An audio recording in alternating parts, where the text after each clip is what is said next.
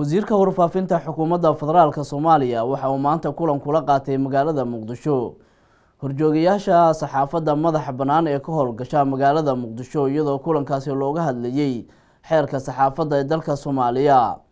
warkan waxa magaalada Muqdisho inooga soo diray Cabdirasaaq Quslaye.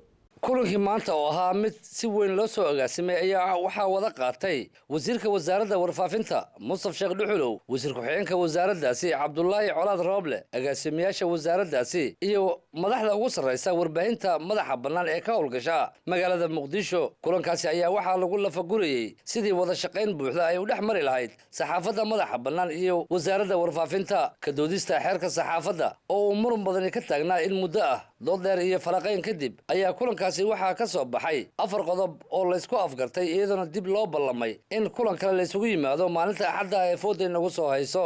agaasimaha warbaahinta qaranka wasiirka wasaaradda warfaafinta xukuumadda Soomaaliya Mustaf Sheekh Dhuxulow oo gabagabadii munaasabadaasi soo xiray ayaa waxa uu sheegay in uu ku shaqayn doono hadafka saxaafadda madax bannaan, isagoo meesha ka saaray in ay caqabado badan ay dhex mari doonto wasaaradda warfaafinta iyo saxaafadda madax bannaan.